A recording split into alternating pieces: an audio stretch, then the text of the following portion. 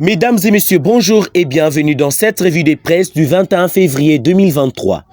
Le journal paru ce mardi revient sur les rapports de l'Inspection générale des finances IGF sur les contrats signés entre un consortium des entreprises chinoises et l'État congolais. La tempête de tropique rapporte que l'Inspection générale de finances a dans ses rapports dénoncé le caractère déséquilibré du contrat chinois signé en 2007 par lesquels la partie chinoise s'était engagée via un groupement d'entreprises chinoises GEC à construire 3500 km de routes, autant de kilomètres de chemin de fer, 31 hôpitaux, des 150 lits et 145 centres de santé.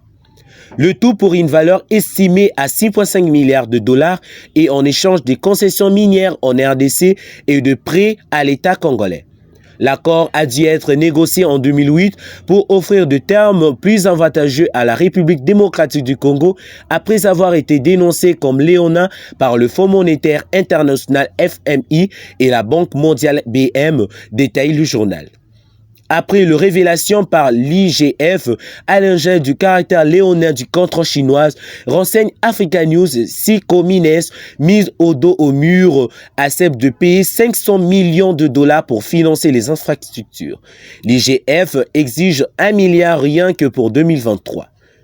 Les négociations se poursuivent, ajoute le média.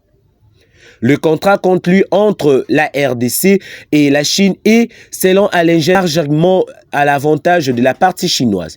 Il s'agit de son avis d'une colonisation économique inacceptable qu'il faut vite mater pour rétablir un équilibre entre les intérêts du pays et ceux de la partie chinoise. C'est ainsi qu'Alain exige 20 milliards de la part des entreprises du GEC, fait remarquer Africa News. Pour le porte-parole du gouvernement, Patrick Muyaya, la stratégie du gouvernement est de regarder partout où il doit glaner de ressources pour faire face aux problèmes des Congolais, indique les potentiels. Le contrat chinois qui a été signé en 2006 et qui devait être révisité, c'est un travail qui a commencé. Nous voulons regarder les intérêts des Congolais.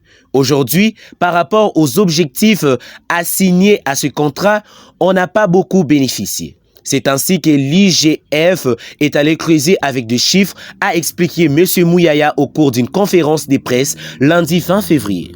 D'ailleurs, comme le souligne l'avenir, Patrick Muyaya note qu'il ne faut pas considérer qu'on veut brimer le Chinois. Mais nous voulons simplement voir clair. C'est rassurer que le contrat réponde aux exigences du gouvernement, reprend le quotidien.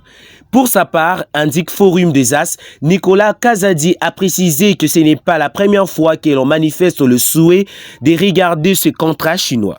Le ministère de Finances précise, dans le propos repris par le tabloïd, la Chine reste un partenaire important de la RDC. Nous n'avons pas envie de voir fâcher avec eux, mais nous avons le droit de défendre nos intérêts, notre vision, notre stratégie. Nous devons les dire, le contrat chinois aujourd'hui n'est pas à notre avantage.